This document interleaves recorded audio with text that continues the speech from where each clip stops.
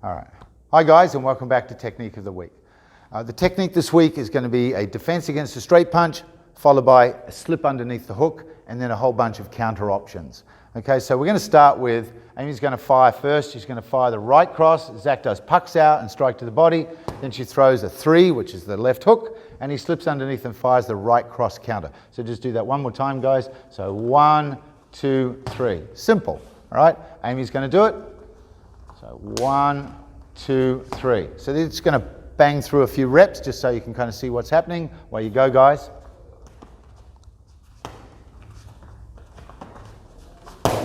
One more each.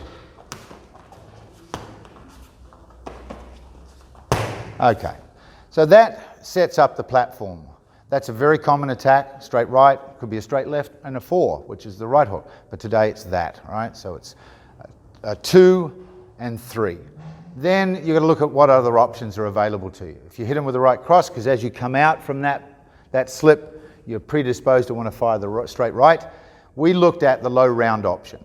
So from here, Zach's going to do it first. Amy's going to feed. So straight punch comes in, bang, slow it down, bang, and then check your distance. And you notice he had to make a slight adjustment, and that's what I encourage.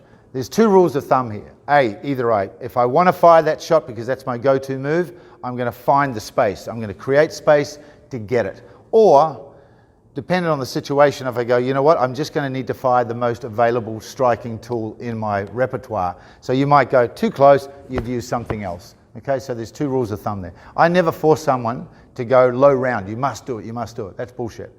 You've got to go, right, we're working on it today and a way to find it, but in a live situation, you might go, you know what, you're better off doing A, B, C instead of the X, Y. All right, so let's go one more time. Zach's going to Amy's going to feed 1, 2, 3, 4. And he had made a slight adjustment. Cool. All right, Amy's going to do it.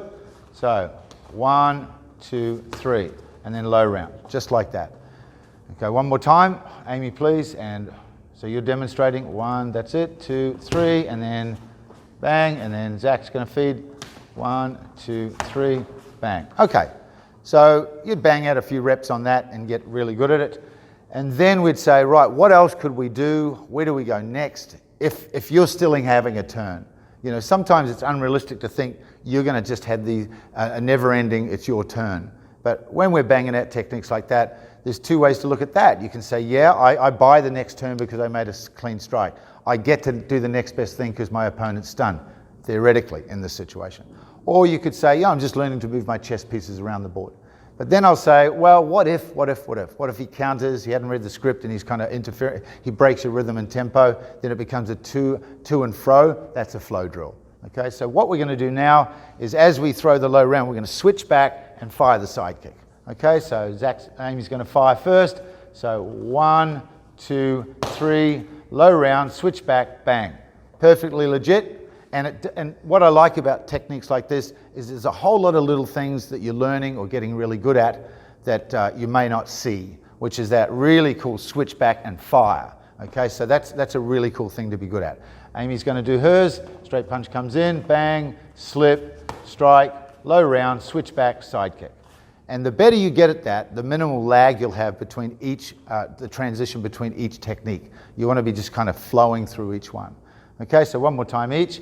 So Zach does his, 1, 2, 3, 4, 5, really simple. And go again, 1, 2, 3, 4, 5. Excellent.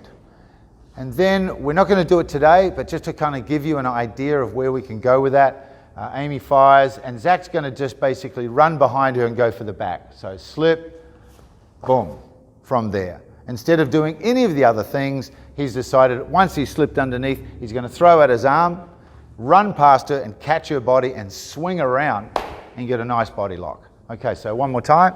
So 1, 2, 3, that's it. Amy's turn. So 1, 2, 3. And what I like about that is if you move swiftly and throw your arm out and catch them in the lower torso, right above, just above the hips where you've got good purchase, and you let that slingshot you around into back lock or body lock or back control, whatever you want to call it. So there's the technique for the week. You could go down a whole bunch of different rabbit holes from there. We could say, you know what, when I'm on the inside, this week we're working on a variation of that, which you will get in the next video, okay? But that's it for now. That's technique of the week. Oh, I just want to show you one thing. Could you guys, we're going to quickly put on our body jackets, okay? And what I like about body jackets, this is something you have to take into consideration. It's not just about protecting the other person. That's important. It's about you being able to find your power so that you can really smash the punch into the body or whatever. You can't do that to the head, right? But you can find your power. You can find where your leverage really is. And that's really, really important, because a lot of the times if we're doing the way we did it there, it's all theoretical. You're never really landing anything. So you're kind of just thinking that I'm striking with great force. And the heavy bag, you go, but I can hit the heavy bag really hard. The heavy bag doesn't have arms, doesn't have legs, doesn't hit back, doesn't move much. And so you never really find your technical power inside a whole bunch of traffic. So Zach's going to go first. So straight punch comes in, boom, slip, boom. And then we could use mitts here. We could have shin pads on so we can put a lot more weight into the low round. And he can now fire at least the body shot and the side kick with force. And Amy would have a set of mitts and be feeding that, and so on and so forth. So one more time. So feed it in. 1, 2, 3, 4, boom. And you get a chance to hit stuff with force.